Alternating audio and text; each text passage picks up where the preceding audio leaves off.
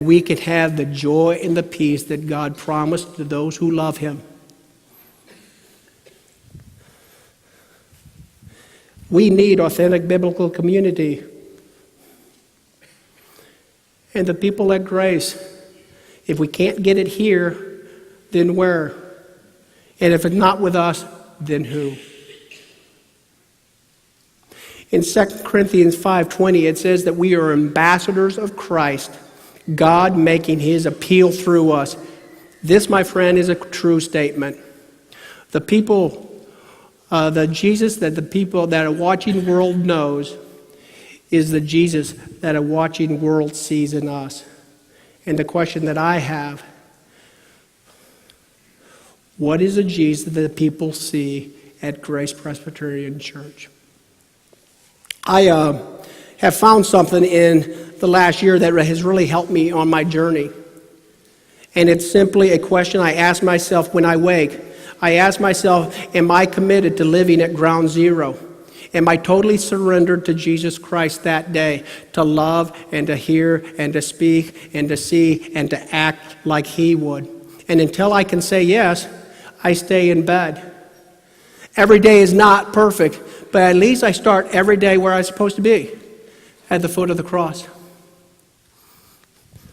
If you are a believer of Jesus Christ, he will bring you back to ground zero. Whatever it takes, he will bring you home. So what about you guys? Are you living at ground zero right now? Firmly planted at ground zero? Or are you up on this staircase someplace? Ben gave a great sermon series a while ago called At the Feet of Jesus, with a theme verse that simply says, why do you call me Lord, Lord, and not do what I tell you? If you can't say that you are firmly at ground zero today, you are living in disobedience. And that is a dangerous place to be. And I know that full well. As we sing, if you want to make a statement to God, that you want to make it right, you want to get back to ground zero, come to the cross as we sing. Or if you want to commit to this community at Grace, that you're willing to live in authenticity and you're going to change behavior, come to the cross.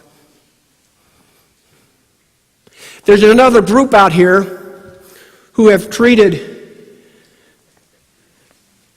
the cross of Christ just like 9/11.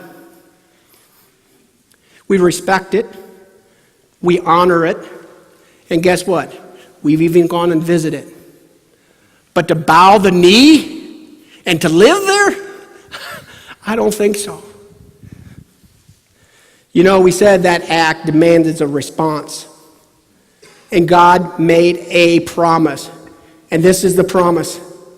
That there will be a day that every knee will bow and every tongue will confess that Jesus Christ is Lord of all. That promise will come true.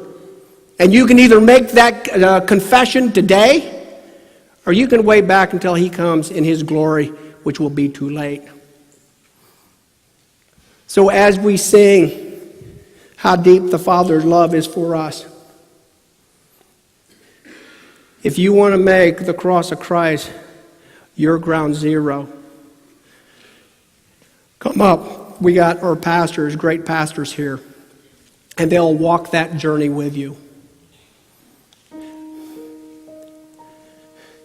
This is my desperate hope. My desperate hope is this, that you will very, very quickly forget who spoke today. That is a desperate plea. But that you will also wake in the morning and you will ask yourself the question, am I committed to ground zero? Am I committed to live at the cross of Christ that day and to live in a biblical community? And as we go through life and we will hear the words of ground zero, that we'll always honor the memory of those who died on 9/11 of 2001, but we will use it as a reminder to ask ourselves this question: am I living at home the cross of Christ? Let's stand, pay attention to the words. And if you want to do business with God, come and kneel at ground zero.